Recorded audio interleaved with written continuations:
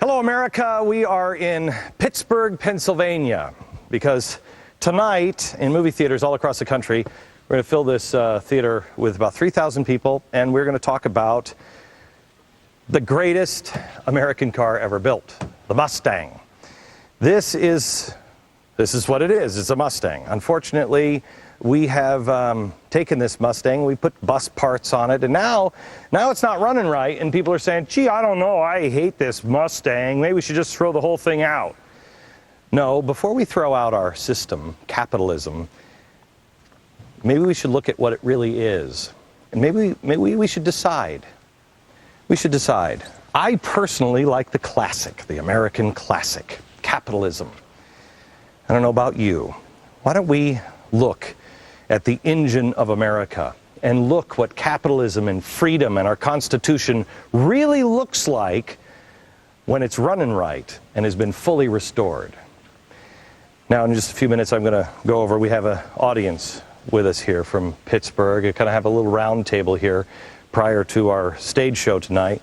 We're just going to talk about what's happened latest in Europe and people that say it can't happen here. Come on, we have a lot to do in the next hour. Roll up your sleeves, let's go.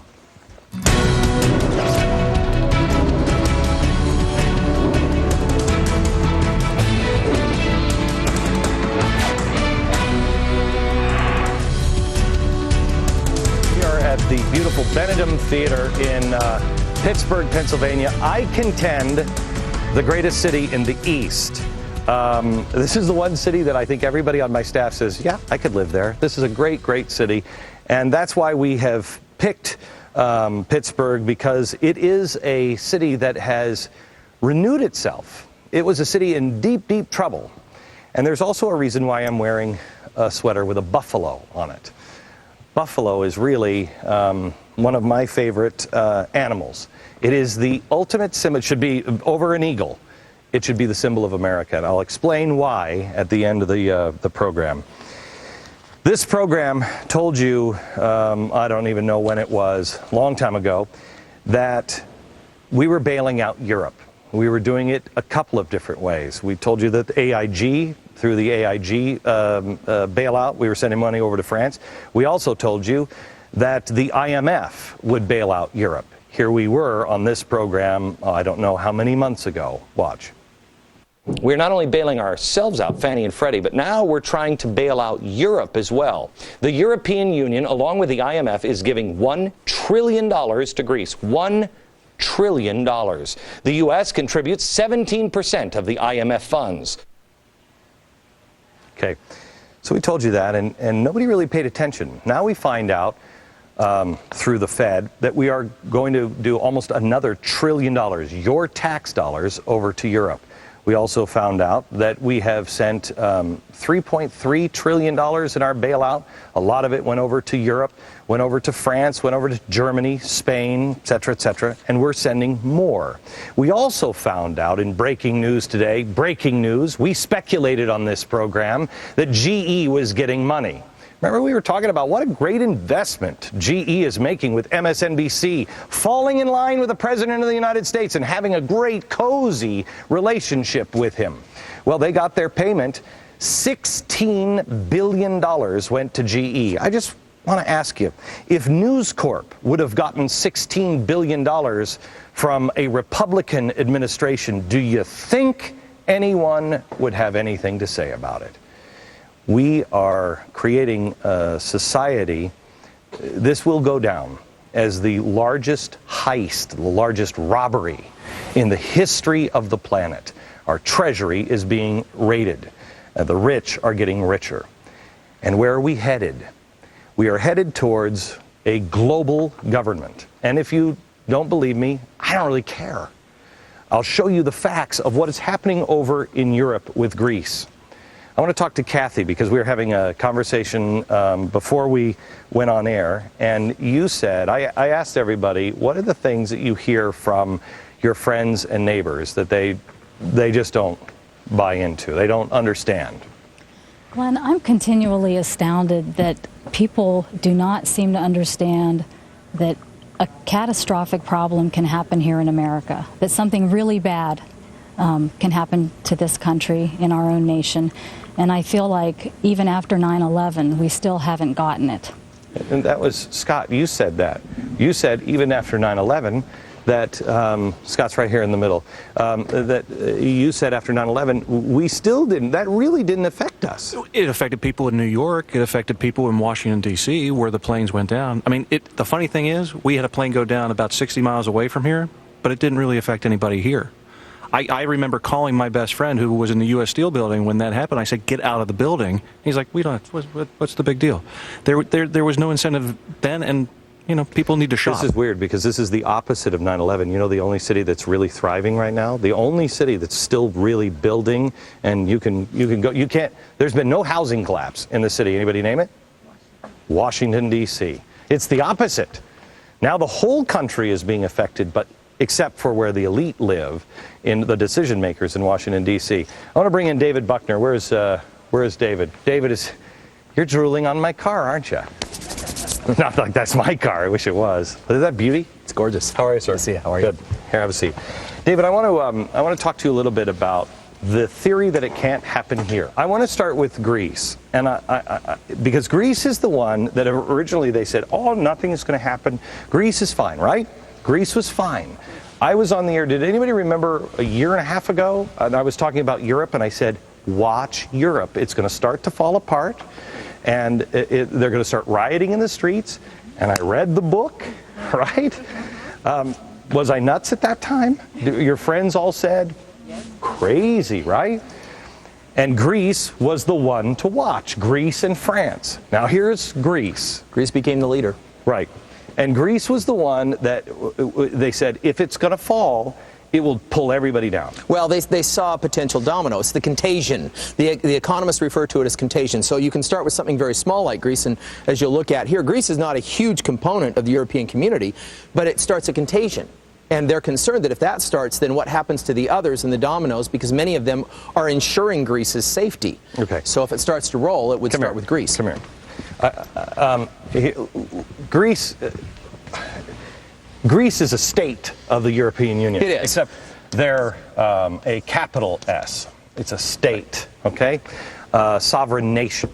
So it's a state in the European Union. Tell me about Greece. It makes up a small percentage in terms of its economy. And when we talk about the European community or the European economy, it's only about 2.5% of the overall economy, the GDP, gross domestic product. And it's actually the EZ, right? The EZ, the Europe zone, correct. Right. The EU, it's actually less. It's actually less. It's 1.8. 1.8%, because it's a larger, these are 26 states, these are, or 27 states, these are 16 states. Okay. Got it? It's 2.5% of the economy. It's not a huge part of it. This is what I want you to explain to your friends. Follow this, because your friends will understand. By the end of this break, your friends will understand, oh yes, it can happen here. Do all of your friends know that Europe is on the brink? No, your friends don't know that? You need new friends. Okay. So, all right. So it's 2.5% of the economy. Small percentage. It is the 27th largest. Not a huge piece of the world economy. 27th largest economy in the world. Okay. Not big. Remember, this is a domino. If it falls, it will spread to all of Europe, which will make Europe fall, which will make all of us fall. Got it? GDP represents $300 billion. Not a big piece of change in the global economy. Okay. And then as a part of the overall European community, look at the $300 billion compared to the $16 trillion, which this is the largest community, if you're talking about all of them aggregated together, the largest economy in the world. This is what they're worried about stopping. They're saying that this 300 billion, if it goes, can stop, significantly damage the rest by contagion. Okay, so what they're saying is they told us and everybody else, you have to bail out because this $300 billion economy cannot stop, or it will destroy Well, as far back as 2006, they were saying this can't really fall. And then you start to see 07 and 08, and they start to see it move, and they got nervous about the contagion. They said, you've got to bail this out now. It's only 2.5%. No, you've got to bail this out because the contagion, the domino, could destroy the 16 trillion. If Europe falls, how does that affect the rest of the world? Well, if you start with the concept that only 2% could impact 16 trillion, you can imagine that if the world's largest economy, which Europe is, if it falls, it's the largest, not the smallest. It's the largest economy that's falling. Do you understand so far? 2.5% can stop the world's largest economy. So that would then domino into the rest of the world. Now, let me show you the small s state, because that's the difference. EU, they got all the stars on the flag, just like our original. They have all the stars on the flag. They're just capital S state, small s state, but it's the same exact concept. We have 50 of them. California makes up, Greece is 2.5 of the EU economy. Are you ready? Yeah. Of the US GDP, this is just California. How much does it make up? 13%. 13%. You ready? Greece is the 27th largest economy in the world. California? 8th. GDP? 1.8 trillion. Not 300 billion. And the U.S. economy, remember, Europe is 16 trillion. The U.S. economy is? Just shy of 14 trillion.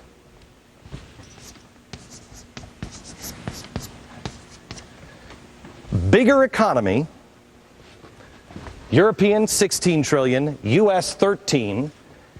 Greece is 2.5%. California is 13%.